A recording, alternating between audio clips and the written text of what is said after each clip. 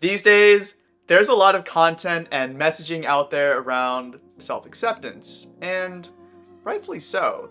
I mean, I myself have talked about the topic in some of my own videos, but for as much content and messaging as there is out there around self-acceptance, there's just as much around self-improvement. But the thing is, social media oftentimes portrays the two as extremes on a spectrum, sort of like a middle school dance where everyone is on either side of the room, no one's really meeting in the middle. The self-acceptance side of the room often operates from this mindset of, I am who I am, or it is what it is. Which, don't get me wrong, both mindsets can be useful in certain circumstances, but taken too far, become a thinly veiled excuse for complacency or fear-based avoidance for challenging and discomforting situations. Situations that can ultimately lead to meaningful growth and long-lasting change. You want to feel more confident in your body and physical health,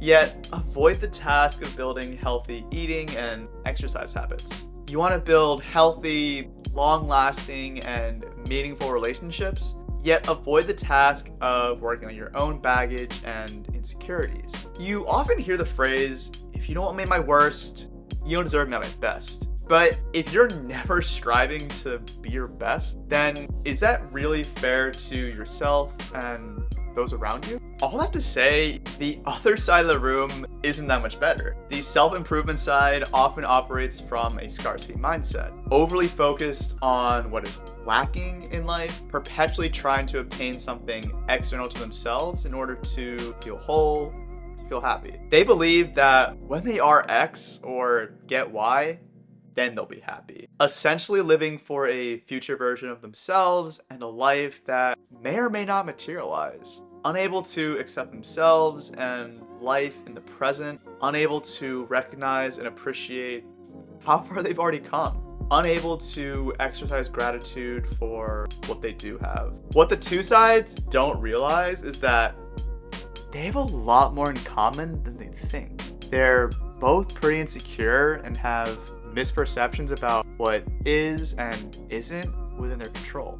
On one hand, self-acceptance acknowledges their insecurity, focuses on the parts they cannot change, believes a narrative that life is fully out of their control, to the point of inaction, lives life for a version of themselves grounded in the past. On the other hand, self-improvement avoids their insecurity, focuses on the parts they can change, believes a narrative that life is fully within their control to the point of thoughtless action, lives life for a future version of themselves grounded in the future. Ultimately, we need to mingle in the middle of the room to find a healthy balance between self-acceptance and self-improvement.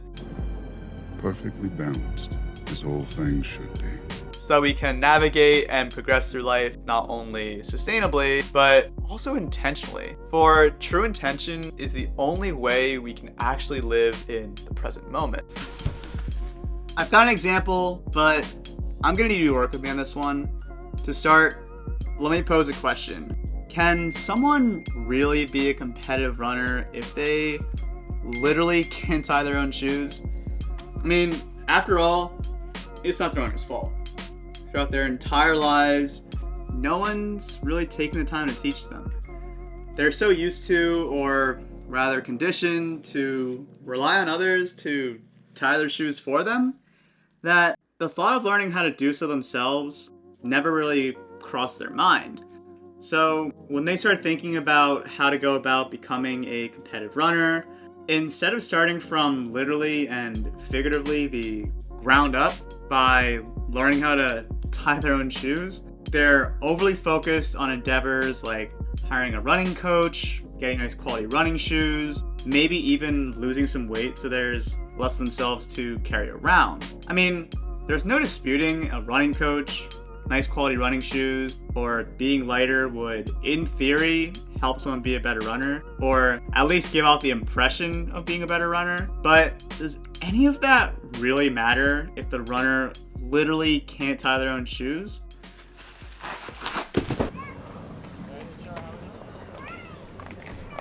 To answer my own question, the answer is no. How do I know that? because I was that runner. In fact, on May 1st, 2020, the summer leading into my senior year of college, I literally wrote this. I'm gonna come back glowed up compared to this past year, freshman year, etc. New confidence as president, well-dressed, well-spoken, outgoing, cleared up skin. They're gonna want/regret not having me.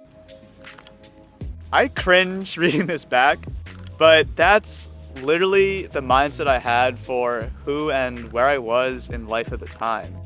And interestingly enough, 5 days later on May 6th, this stream of consciousness would continue when I would write, why now? Why now am I driven to be the best and want more when back in high school I clearly wasn't, or at least not to this extent. And I wrote a series of bullets, but the last one I wrote was to create a prestigious or bulletproof identity to compensate for something.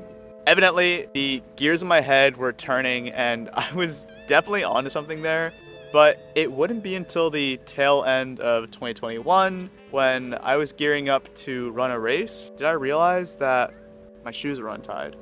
I remember desperately looking in vain for that something or someone to tie my shoes. Absolutely paralyzed by anxiety, unable to move.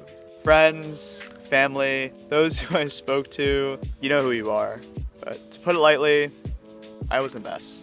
I didn't realize it at the time, but I was beginning to answer my own question. I was indeed compensating. I naively thought that when I had a prestigious job title with a high-paying salary, or that when I glowed up and girls were attracted to me, that my life would radically change, that I'd finally be happy, finally able to start running competitively. In reality, in my endless pursuit of ticking off boxes, of chasing external validation, I was trying to compensate for my insecurity, for my feelings of inadequacy and unworthiness. But while I'm able to verbalize that with all of you now, that wasn't the case at all in the beginning. It would be months and countless steps, one in front of the other, before I was able to piece together the narrative of my life after falling apart in spectacular fashion. And the first step, and honestly the hardest one, was acceptance. Accepting and embracing that I had baggage, that I had deep-rooted insecurity, that I didn't know how to validate myself, that I relied on others for validation, that I didn't know how to tie my own shoes.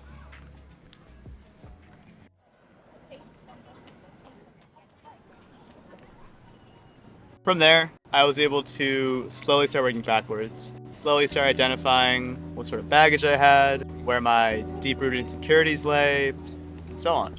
I do accept that while I couldn't change these parts of myself, change the experiences I'd had up until this point in my life, I could change how I perceive them. And in the process of doing so, change how I perceive myself, which would allow me to start validating myself, allow me to start tying my own shoes. All this to say, the change in my life wasn't immediate by any means, and only happened through months of daily intentional effort, of choosing to spend quality time with my deepest fears, of seeking to understand and embrace my childhood trauma. Having done this, I began to notice the compounding effects of my efforts in changes that might not be visible externally, but have honestly changed my life. And while I'm not perfect by any means, more often than not, I no longer get triggered or anxious in situations that I might have in the past. No longer default to the I'm not enough self-talk, no longer depend on others for validation. And at the end of the day, I'm not striving for perfection like I used to, because perfection is this perception of who or what you should be that is more often than not molded by the opinions and influence of others. Instead, I'm striving for consistent improvement, striving to be the best version of myself that I can be and no one else. Because molding yourself, living your life for others is only a self-defeating goal, one that caused me way too much distress in the past. At this point in my life, having built this foundation within myself, for the first time in a way I couldn't have said before, I genuinely feel equipped and confident in my ability to be able to not only start my race, but to be able to finish it at a competitive pace, to be able to tackle the areas of my life that I'd neglected, whether it be setting boundaries or practicing mindfulness.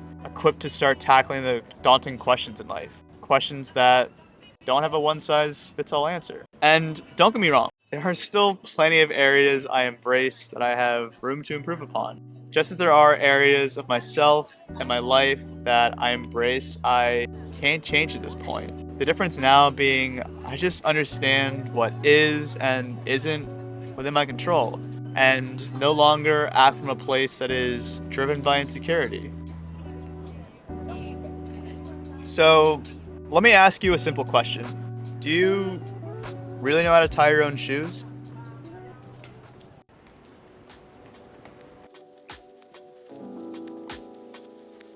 Or do you still rely on others or other forms of external validation to feel whole, feel enough? I say all this fully acknowledging that there's nothing wrong with external validation. As human beings, we all appreciate doses of it from time to time. And by all means, you should provide it to others. Be that person who gives other people compliments just for the sake of being kind, without expecting to receive one in return. But ultimately, there's a fine line between dependence and appreciation. So if you answered no or are unsure, it might be worthwhile to accept and embrace the fact that you don't know how to validate yourself, that you don't know how to tie your own shoes. And that's totally okay. And honestly, incredibly courageous of you. Because with acceptance comes awareness. And from awareness, intentional action can be taken. Whether it be seeing a professional, watching a video, reading a book, there are so many resources out there at your disposal. You just have to want it enough for yourself and no one else. Because after all, no one else is going to run your race for you. No one else is going to live your life for you.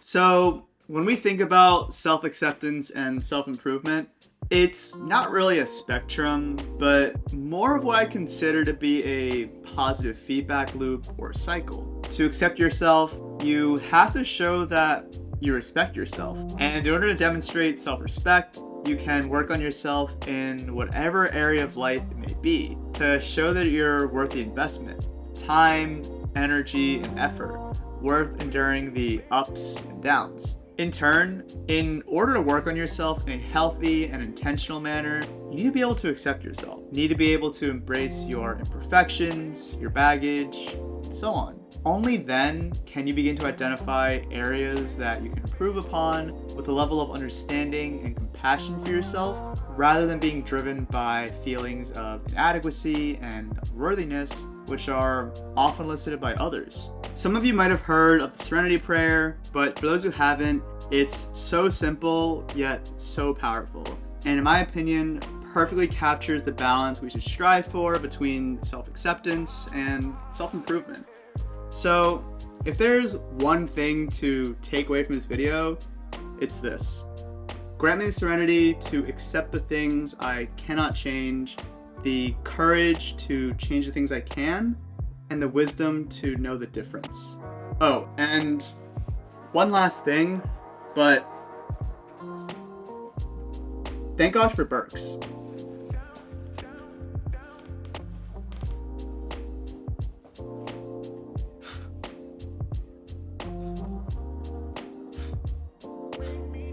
God damn, I need a haircut.